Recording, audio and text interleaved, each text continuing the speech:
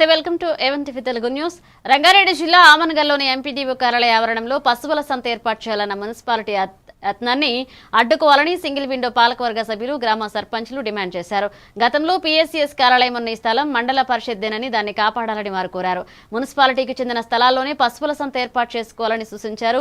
MPDO ఆవరణంలో చేపట్టిన మహిళా శక్తి క్యాంటీన్ పనులను కూడా మున్సిపల్ స్థలానికి మార్చాలంటూ వారు వినతి పత్రం సమర్పించారు.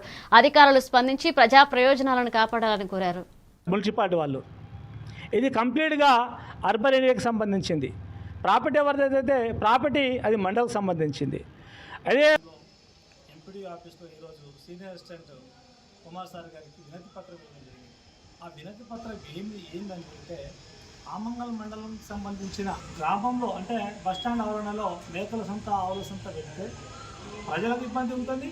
ఇంకొక రకంగా చూస్తే అది కేవలం బిల్డింగ్లకు మాత్రమే ఉపయోగించుకోవాలి.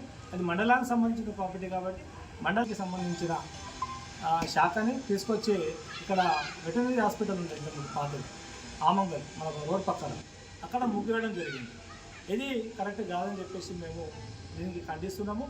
ఆమంగల్ మండలము మున్సిపాలిటీ ఈ రెండు ఉన్నాయి కాబట్టి మున్సిపాలిటీలో మేము గ్రామాల నుంచి రూరల్కి వెళ్ళి వస్తాం. రూరల్కి వెళ్ళి వచ్చినప్పుడు భవిష్యత్తులో అభివృద్ధి పనులు జరగాలి, భవనాలకు ప్లేస్ కావాలి.